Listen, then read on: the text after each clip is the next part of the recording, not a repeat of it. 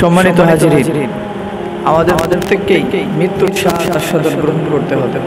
আল্লাহ সুবহানাহু ওয়া তাআলা বলেছেন, কুল্লু নাফসিন যায়িকাতুল মাউত, প্রত্যেককে মৃত্যুর স্বাদ গ্রহণ করতে হবে।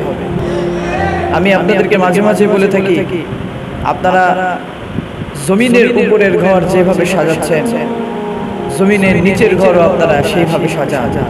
মাটির উপরের ঘর আপনারা যেইভাবে সাজাচ্ছেন, মাটির নিচের ঘরও সেইভাবে সাজানোর জন্য চেষ্টা করুন। একটা কথা স্মরণে রাখবেন, মাটির উপরের ঘরে আপনি থাকবেন হয়তো 100 বছর বা 120 বছর, আর মাটির নিচের ঘরে আপনাকে অনন্তকাল থাকতে হবে, এইটা মাথায় রাখবেন।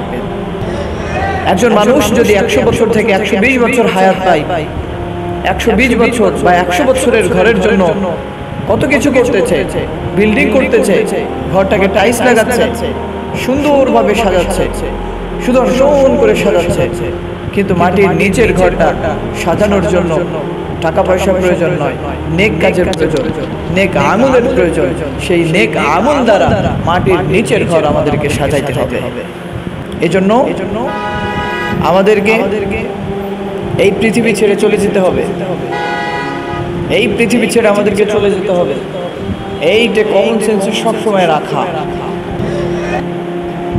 আমাদের জীবনটা মোমবাতির ন্যায়। একটা মোমবাতি যখন জ্বালানো হয়, মোমবাতিটা আস্তে আস্তে আস্তে আস্তে আস্তে আস্তে ফুরাইতে থাকে, আস্তে আস্তে আস্তে ফুরাইতে থাকে। তেমনিভাবে আমাদের জীবনটাও আস্তে আস্তে আস্তে আস্তে ফুরাচ্ছে, কিন্তু আমরা উপলব্ধি করছি না, আমরা বুঝতেছি না, কিন্তু আমাদের জীবন কিন্তু ফুরাচ্ছে। মোমবাতি এক সময় এক পর্যায়ে শেষ মুহূর্তে চলে আসবে, শেষ মুহূর্তে আসার পরে হঠাৎ নিভে যাবে, আপনি উপলব্ধি করতে পারবেন না, বুঝতেও পারবেন না।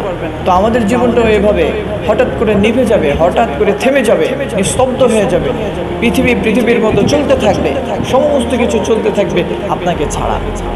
পৃথিবীর গতিতে চলতে থাকবে আপনাকে ছাড়া। আপনার নিথর দেহটা 3.5 ঘর মাটির ঘর, অর্থাৎ মাটির নিচের ঘরে আপনাকে রেখে আপনার ছেলে সন্তান, আপনার আত্মীয় স্বজন, আপনার সম্পদ, আপনার টাকা, আপনার ব্যাংক, আপনার ব্যালেন্স সমস্ত কিছু পড়ে থাকবে, কিন্তু আপনি থাকবেন 3.5 ঘর মাটির ঘর। এজন্য সম্মানিত হাজিরিন, মাটির নিচের ঘরটা সুন্দরভাবে সাজানোর জন্য চেষ্টা করুন। আর এই মাটির নিচের ঘর আমাদেরকে সাজাতে হলে কি করতে হবে? নেক আমল বেশি বেশি করতে হবে। দুনিয়ার এই মোহ আমাদেরকে শেষ করে দিচ্ছে, দুনিয়ার মোহ আমাদেরকে কি করে দিচ্ছে? শেষ করে দিচ্ছে। দুনিয়ায় আরো পাওয়া, আরো চাওয়া, আরো খাওয়া, এইগুলা আমাদেরকে শেষ করে দিচ্ছে। আপনি দুনিয়াতে কম খেয়ে কম করে তারপরে আপনি আল্লাহর কাছে যান, আপনি আল্লাহর কাছ থেকে প্রতিদান নেবেন।